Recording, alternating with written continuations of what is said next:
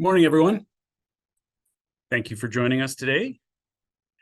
This will be an inaugural webinar in relation to the introduction to deep energy retrofits.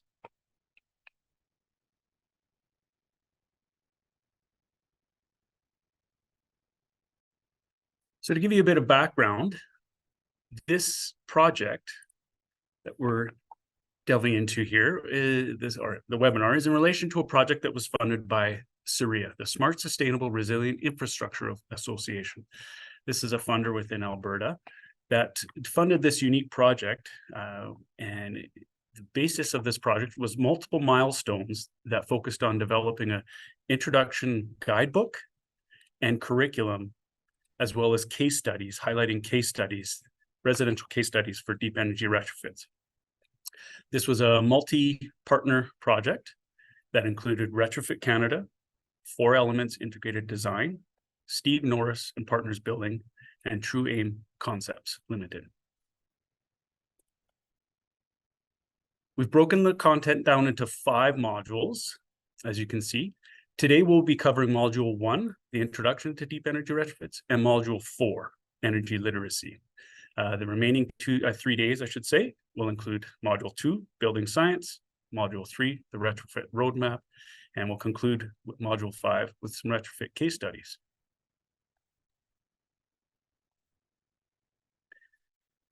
So the content we've developed here is an introductory course, and as you could see, broken out into the 5 different modules. The intent is to describe what a deep energy retrofit and how it can be applied to traditional renovation goals. We'll also describe key principles of building science and how they apply to deep energy retrofits. We'll highlight the integrated design process while following the retrofit roadmap. We'll go into detail with electrification of buildings and how they relate to deep energy retrofits. And we'll understand the key retrofit strategies and describe how they've been applied to a few case studies that within the Calgary market. Let's get started. So the main objectives for the first module is to define the topic of deep energy retrofits. We'll highlight the benefits of those. We'll come back to describing Canada's net zero goals and the statistics related to existing buildings. We'll determine how to incorporate deep energy retrofit practices into a traditional renovation. And we'll compare deep energy retrofit goals to traditional renovation requirements. So as we can see, we're well aware that climate change is happening. There's plenty of reputable studies that back this up. Think of the International Panel on Climate Change as one high-level organization doing a lot of research on this topic. And it's quite well known that certain oil and gas companies have been predicting climate change with surprising accuracy, for many decades. The residential sector makes up about 13% of Canada's end-use energy demand and 6% of its greenhouse gas emissions. The electrification of space and water heating, along with rapid improvements in the efficiency of buildings, are core to the sector's transformation. As we can see by this slide here, residential buildings make up 16% of the overall 13% of the buildings. Commercial buildings, on the other hand, make up the other 7%. From this Canada's Energy Futures report, improving the shell efficiency, which is how well buildings resist losing heat or cooled air to the outside environment, needs to comprise the entire residential building stock improvements by 50% between 2021 and 2050. These efficiency gains are driven by energy retrofits of existing buildings and increasingly strict building codes for new buildings, with all new homes built to a net zero ready standard by 2030. This statistic here shows how high space heating is within our residential sector, almost 66%, with the remaining split between water heating, which is another 21%, appliances, then lighting, then now space cooling, which is a number that's increasing with our hotter summers. Therefore, when we look at this statistic, when we talk about space heating and water heating as being the main energy uses, that is key to retrofitting buildings. So this all ties back to Canada's net zero emissions goals by year 2050. We'll share this quick little video that just highlights a nice, easy definition of net zero.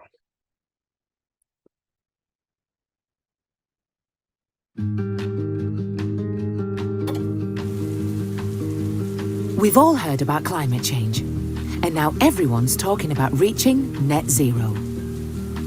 But how are they related? Let's start with the problem. Climate change has been triggered by an excess of greenhouse gases, such as carbon dioxide and methane, in the Earth's atmosphere.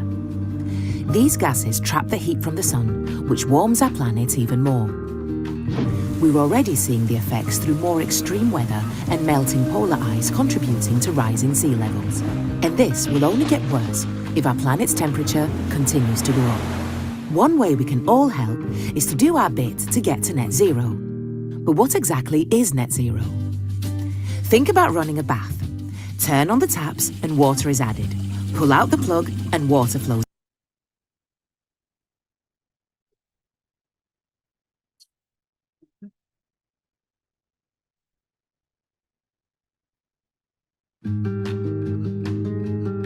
Sorry, everyone. We've all heard about climate change, and now everyone's talking about reaching net zero. But how are they related? Triggered by an excess of greenhouse gases, such as carbon dioxide and methane, in the Earth's atmosphere.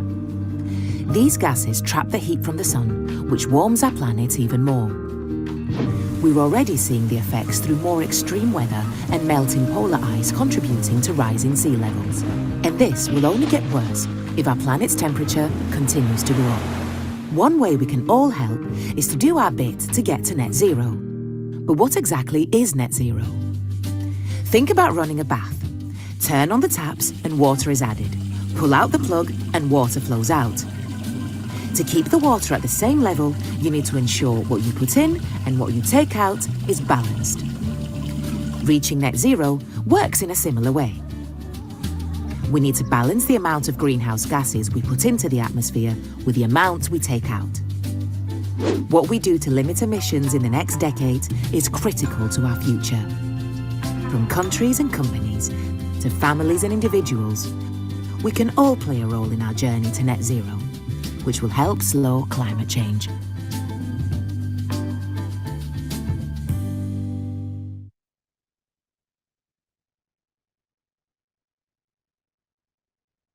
Thank you. Sorry, I was trying to stop my video so I could take a drink of water. So I guess a little screw up like that helps calm the nerves and keep the ball rolling here.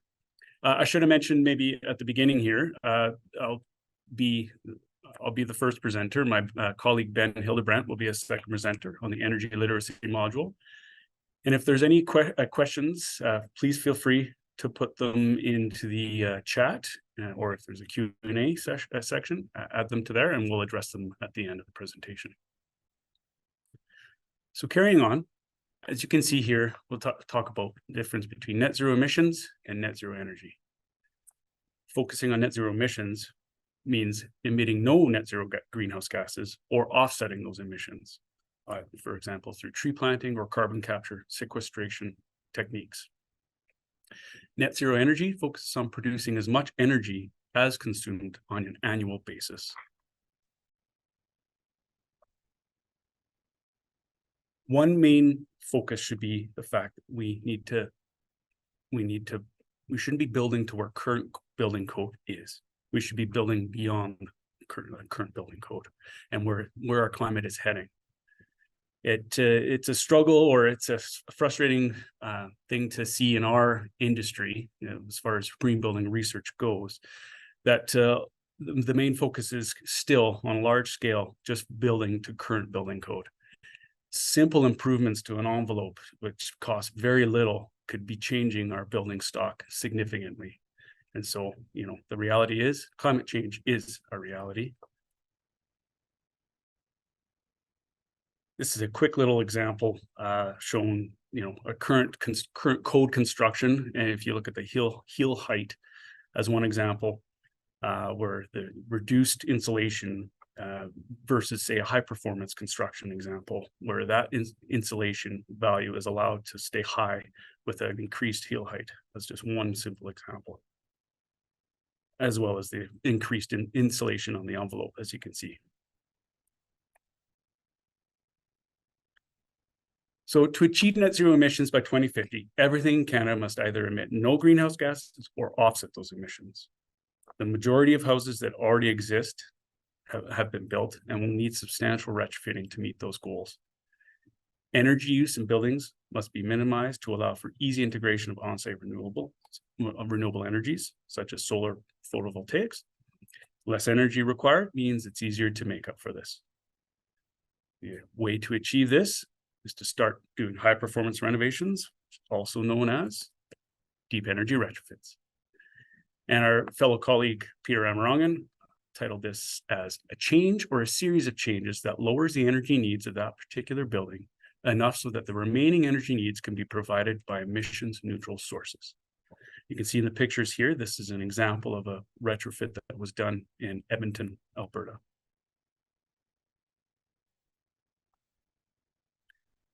Reducing emissions is the most applicable and affordable strategy for achieving our net zero on-site energy. This can either be done by building current homes to a higher standard or renovating the existing housing market to improve the operational efficiency. What does this quote mean? The greenest building is the one that is already built.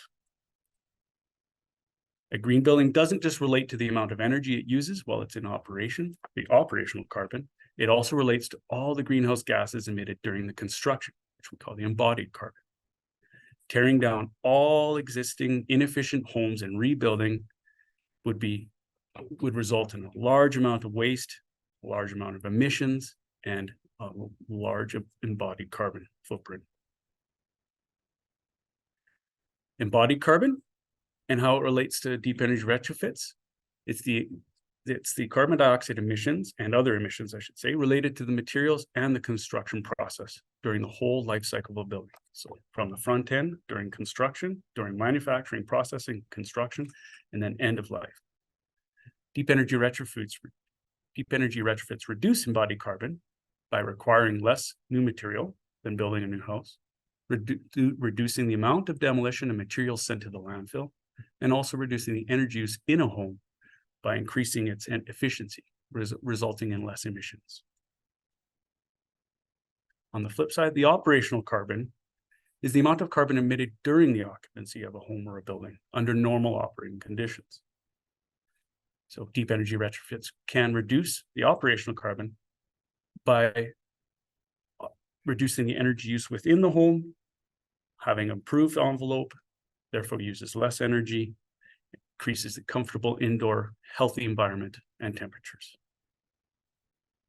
This is a simple graphic talking or highlighting the carbon life cycle. You can see the front end of extraction of raw materials, manufacturing, processing, transporting, and use all are included in the embodied carbon. Then you have embodied and operational during the operational process of a building. And then you have the end use embodied carbon. This is the materials carbon emissions estimator that was used for an example project. I'm going to let my colleague Ben speak to this the next few slides. All right. So this is an amazing tool developed through Natural Resources Canada a few years ago. We were involved in some of the early reviews of the beta version of it, and it is an excellent tool to utilize for looking at the embodied carbon in different new construction or retrofit scenarios. It utilizes a quantity takeoff. You're able to plug in a HOT 2000 model into it, and then you can look at different assembly options and look at the operational and embodied carbon with different options. Next slide. So very easy data input, very straightforward. And if you're interested in this tool, you can just Google MCE2, and it's most likely the first search result you're going to get. Slide. So really easy data input. And one of the things we've done here, which we'll go through in the next few slides, is looking at the embodied carbon with different retrofit options. And so in this one here, we're looking at comparing the deep energy retrofit option, which our associate Nick is looking at for a house that they've just purchased, a 1969 house in Southwest Calgary. He has an extensive retrofit plan for it. Well, we wanted to kind of look at the comparison between what if we were to build new, to tear down and construct a new house in its place? What if we go to standard code? What if we look at achieving similar or slightly higher energy performance measures through tearing down and rebuilding? And how does all that compare from an embodied carbon standpoint? So things we looked at as we go from left to right, we have the code rebuild from scratch. And then also looking at code rebuild with spray foam insulation. This is one thing that's being done in a lot of custom homes, is we're doing a new home standard 2x6 wall, but you're insulating that wall with a closed cell polyurethane spray foam to get an extra several R value out of that wall. So it does perform a bit better, really great from an air tightness standpoint if the spray foam is installed properly. But as we can see here, significant embodied carbon from that system. We have the deep energy retrofit next, which is what Nick and his family are going to proceed with. They're adding 2 inches of XPS on top of the basement slab, and putting 4 inches XPS down the side of the foundation. They have an existing 2x4 R10 frost wall within the basement, and the above grade they'll be going to a double 2x4 wall with dense packed cellulose, fiberglass bat to the interior on that, and then upgrading to R60 cellulose insulation in the attic. And looking at rebuild cases as well, we looked at kind of similar scenario, but looking at being able to more fully insulate the foundation, getting the insulation underneath the slab. And these next 2 options, we're just comparing the low global warming potential XPS compared with the older high GWP XPS. So this was legislated in Canada. And I think throughout much of North America, everyone's moving to the low GWP, but this kind of shows the savings that were given from that. And then the last option here on the right is basically looking at using mineral fiber insulation as opposed to a cavity with a bunch of dense packed cellulose insulation. So next few slides, we can see kind of the comparison and where that embodied carbon goes. And as you can see, the deep energy retrofit which is planned, is the best option from an embodied carbon standpoint. We look at these different rebuild options. You can get a little bit more out of the operational emissions performance of the home, but we still have a lot more upfront carbon. And then if you look at that kind of brownish bar between the rebuild of the low GWP versus high GWP XPS, you can see that adds a significant amount to the embodied carbon, almost doubling the embodied carbon of that segment of the build from using the higher GWP XPS. So a lot of materials are out there that are a lower embodied carbon option. We need to be mindful of those and selecting those in our retrofit or new build strategies. And I'll just highlight the embodied carbon of the concrete that's already there within the foundation walls and the footings and slabs. Mm-hmm. Yeah, can't forget the concrete. So here's another bar graph that just kind of shows that comparison side to side. And we can kind of see the high GWP XPS in a full rebuild puts it as the most embodied carbon. Doing that code rebuild with closed cell spray foam is next. And then it kind of goes down, but being able to do a deep energy retrofit as Nick is planning, and this is extensive. I can't recall. We'll see on the next slide if there's a photo of the house itself, but they're tearing a couple levels off of this 4-level split and rebuilding it. So it is quite extensive, but still much better from an embodied carbon standpoint than tearing down and rebuild. Going back to that quote that the greenest house is the one that's already been built. We don't need to tear down and start over. If we have good bones in these homes, then we just need to stick with the homes and upgrade from an energy efficiency standpoint as much as it's feasible. So in here we see a bit more comparison of the specific materials within the assemblies and the impact on them on the emissions of the home. Great. Thanks, Ben. Maybe a quick comment on that. Who would be primarily using that MCE2 tool? Is it designers, energy advisors? I think it could be a tool by several people involved in a retrofit. It is a pretty low barrier to entry to become familiar with that tool and how it operates. I think energy advisors are key, and also contractors or builders that are leading a retrofit and involved in the planning stage. They can also do a great job of utilizing this tool as well. As we'll get into more in later sessions this week, we kind of talk about the different roles within a deep energy retrofit. I think where the client or municipality is concerned with embodied carbon, that MC squared tool needs to be part of the design and planning of a deep energy retrofit by someone on the project team. And there are a few people that could fulfill that role. Okay, thanks.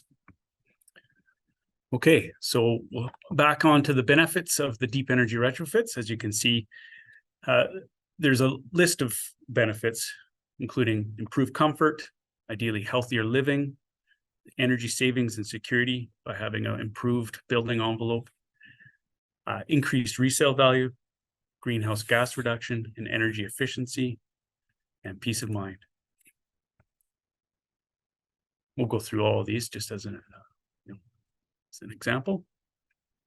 So by having an airtight building, so if you're taking on a retrofit and you're adding extra insulation to the envelope and you're improving the airtightness of the building, you're installing high quality windows and doors, then ideally you have reduced heat loss, less cold spots throughout the house, and you maintain comfortable indoor temperatures, whether it be in the warming season or in the cooling season.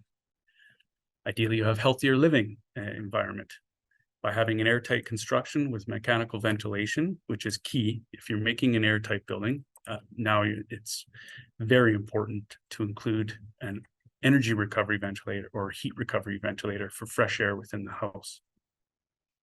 Therefore, minimal air infiltration through the wall assembly, therefore relying on mechanically supplied filtered fresh air and humidity control, therefore reducing contaminants such as smoke and dust. You can see in the pictures, especially Calgary this past summer, there was quite a bit of wildfire smoke.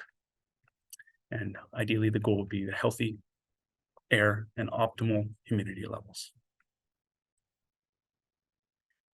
Energy savings.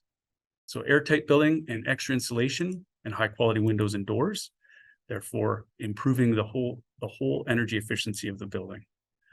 Less heat loss was less energy required for heating or cooling, therefore lowering costs, utility costs, and protecting against rising energy costs, or the potential for rising energy costs.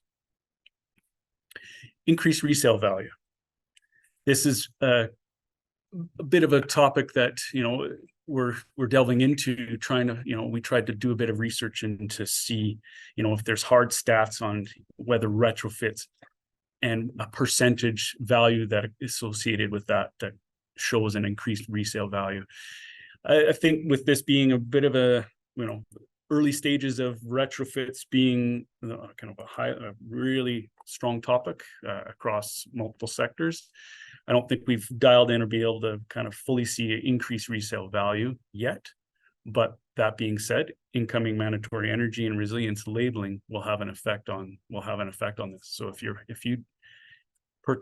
took on a retrofit for your building in the future, the EnerGuide labels that might be required for homes and a sale transaction, if you can prove that your building was retrofitted to a higher standard and you have a higher, an EnerGuide label associated with that, then that will have implications with resale. Ideally, the goal with energy efficiency is that greenhouse gas reductions. Once again, airtight building, extra insulation, high quality windows and doors, efficient mechanicals and efficient appliances if you've installed new appliances, all translates to less heat loss, less heating energy required, therefore greenhouse gas reductions. And in theory, peace of mind. Ideally, if you're living in a healthier indoor environment, a healthier building, you'll have a better peace of mind with a reduced carbon footprint.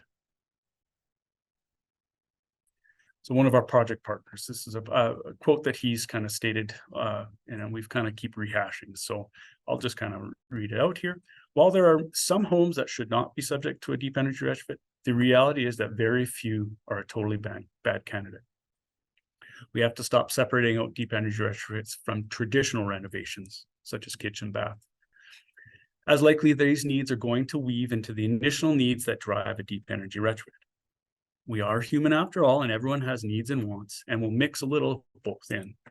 To gain traction and wide adoption, the masses have to pick this up, and deep energy retrofits become something you do because you are renovating your house anyway, not the sole driver. So how can we tie deep energy retrofit principles and practices into traditional renovations? We'll just go through a few examples here. This is a bit of a busy slide, but it shows, if we're having a renovation scenario from siding, windows, basement development, interior retrofits, furnace, hot water replacement, hot water heater replacement, or adding an addition, what relates to a deep energy retrofit approach. And I'll take windows as an example. You can see the two arrows, the dark blue arrows that lead from windows on the left over to air tightness ceiling and high performance windows. But then the homeowner benefits from that, you can see, relates to potentially increased resale value, emissions reductions by having better air tightness ceiling through your windows, more energy savings, so you're not losing heat through your windows or doors, and better thermal comfort by having an improved higher performing window, therefore less draft and or less cool spot next to a window. And these are some additional examples. So if we were to remove and replace old siding, windows, and doors, well, this is when you have that opportunity and siding is removed, perfect opportunity to add exterior insulation. And the result would be higher R value on the wall and eliminating thermal bridges. The benefit, emissions reductions, cost savings in energy, and improved thermal comfort. You're going to see these benefits kind of repeat themselves. So once again, if we're replacing old siding, windows, and doors, then we have an opportunity to make the water resistive barrier the airtight layer at the same time on the building envelope. This helps eliminate heat loss and moisture traveling through the envelope, and it eliminates exterior contaminants from entering the home with having improved air tightness. Once again, you can see all the benefits that come with that: energy reduction, emissions reductions, improved comfort, improved air quality, and in theory, increased resale value. So one more example along those same lines, by installing higher quality and higher performing windows and doors with insulated frames. Once again, we result in decreasing the heat loss through these windows and doors. With having very well sealed components, therefore less drafts, and making sure we're following proper installation details will result in some airtight windows and doors. Once again, you can see all the same benefits. If we're taking on basement development, we have an ability to add extra and continuous insulation in the wall cavities of a basement development. Typically basements are cold, so therefore have the opportunity to increase that insulation value. And ideally eliminate any thermal bridges that are an issue within the basement, the existing basement. Once again, energy cost savings, emission reductions, and improved thermal comfort. Another example, when you're taking on the basement development, is to add insulation to the top of the basement slab. Regardless, or aside from having a warmer floor or a less cold floor, obviously increases the R value. And once again, try to eliminate the thermal bridges. hot water tank replacement as another example. Install a high efficiency hot water tank or a heat pump hot water tank. Once again, using finding an Energy Star appliance, or obviously one that uses less energy. Once again, can reduce emissions, improve energy costs, and in theory, increase the resale value. Now, heat pump hot water tank is a area that I've personally had discussions with, in the fact that this appliance is in your basement, or typically in the basement or in the mechanical room. And the truth of the matter is, since it's located inside the house, you're taking heat from the indoor environment and, using that heat to heat the hot water, but then it also,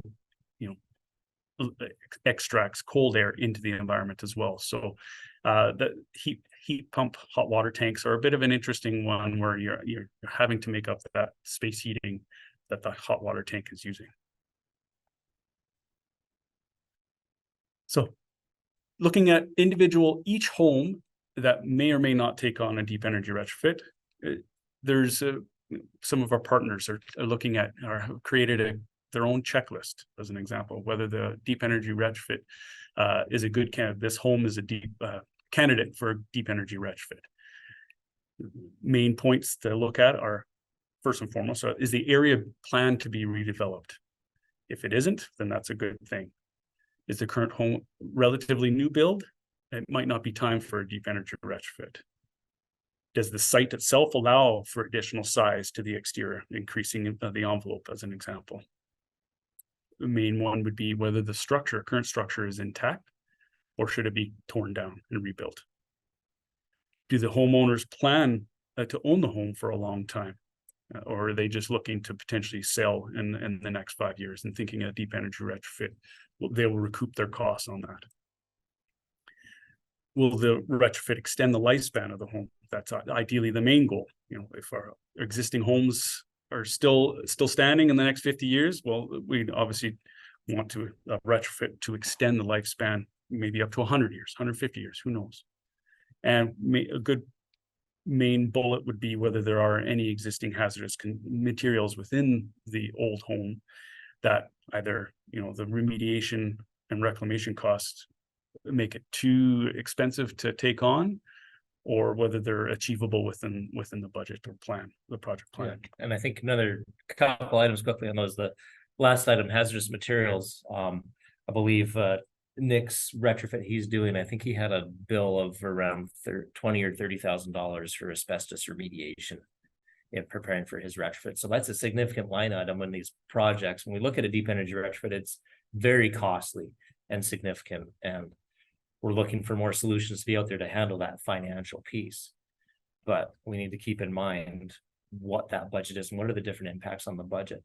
For the redevelopment, I think it's really interesting to take in mind how likely it is that the home's going to be torn down. Just around SAIT campus here, we can see on a lot of corner lots in the surrounding neighborhoods where these old single-family bungalows are being torn down, and zoning is being changed to allow 4-unit townhouses or larger to be on those single lots. And I think for that, is the current home a relatively new build too? That kind of doesn't necessarily say, no, don't do anything to it if it's brand new, but keep in mind what is worth doing or replacing.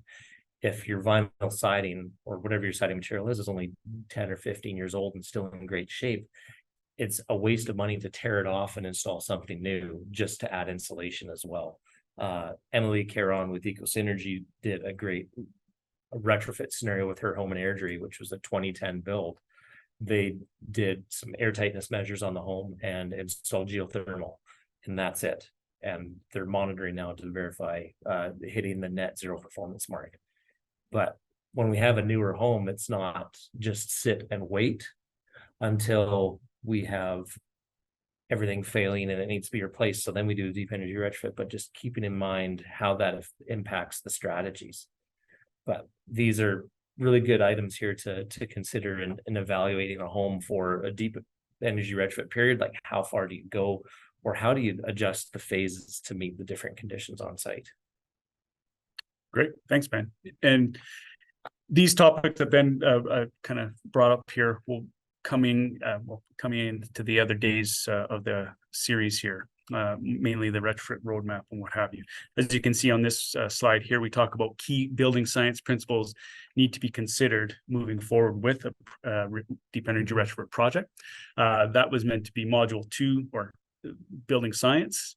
That'll be tomorrow's session.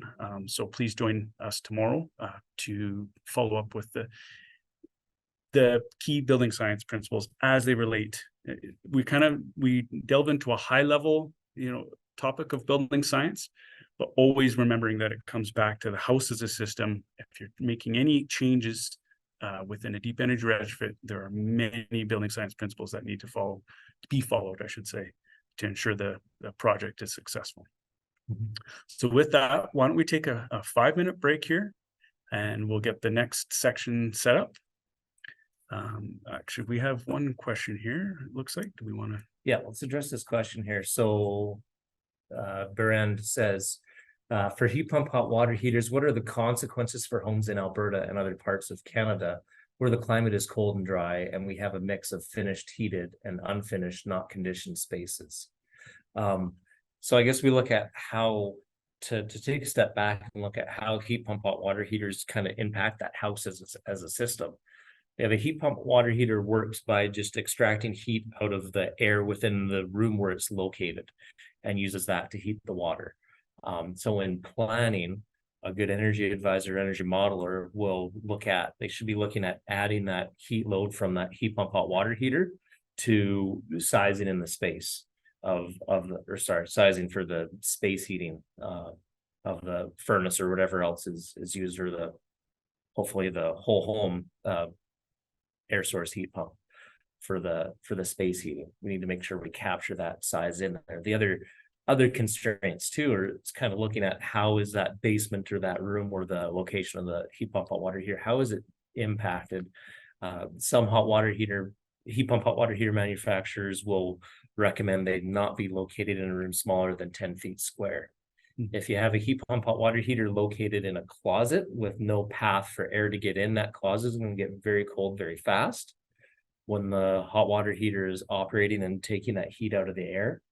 And then it's going to lose its efficiency in there as well. A lot of these heat pump hot water heaters will be a hybrid unit where they have an electric resistance element in them as well. So when it can't heat and keep up to demand just from the air within the room, then it will kick on that electric resistance heater, which is significantly less effective from the heat pump element within the hot water heater, and thus will be more costly. But it's strategizing and planning and making sure that you have a sizable enough room space that it's not going to get too cold. And then it's planning as well for that extra heating load on your home.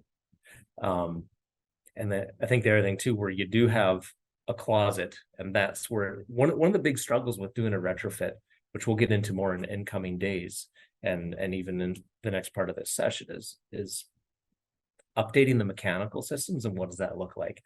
One of the components of that is making your home more airtight. And then we want to introduce mechanical ventilation through a heat recovery or energy recovery ventilator. And the key question, which I asked for my own home, is where on earth am I going to fit a heat recovery ventilator or energy recovery ventilator?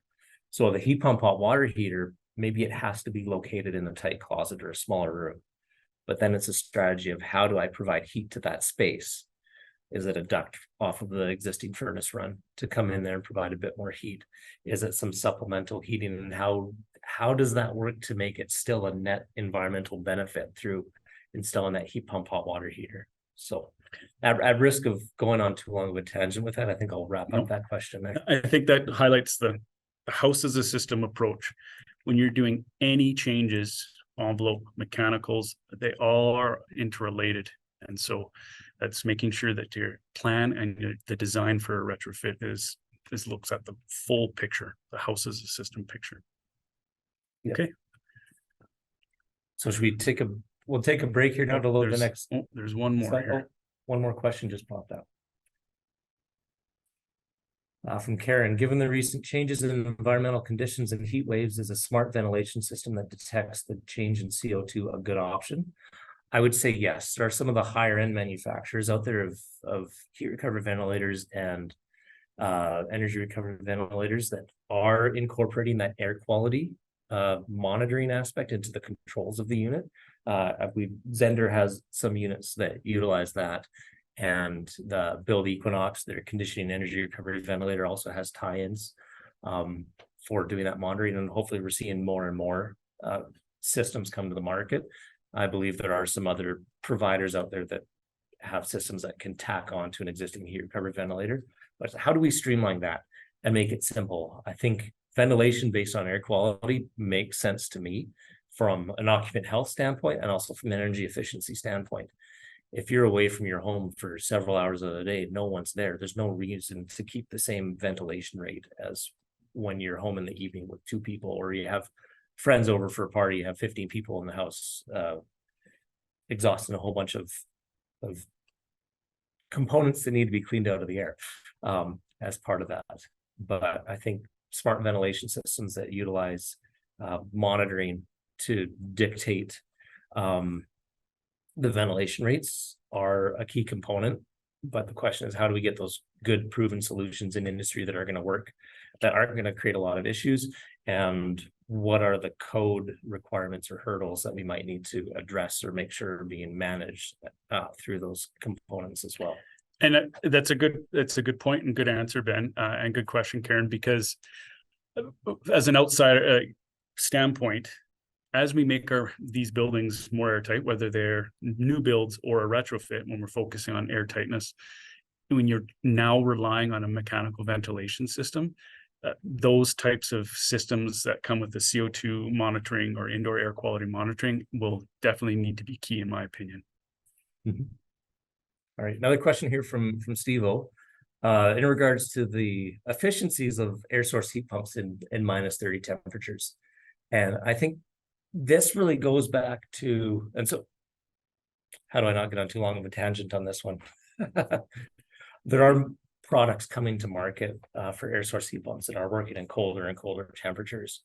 We need to recognize, though, as a heat pump, it might have a 4-to-1 efficiency ratio of 4 units of energy out for 1 unit of energy in from a cooling standpoint, or from heating when it's plus 10 outside. But as we decrease in temperatures, that efficiency rating goes down. So we get to a point where it's a 1-to-1 in and out, energy in, energy out for heating a space through an air source heat pump. And then the other issues with that too is that capacity able to keep up? Then we get into backup heating sources, and what do those look like? Do we address some of this in the next section?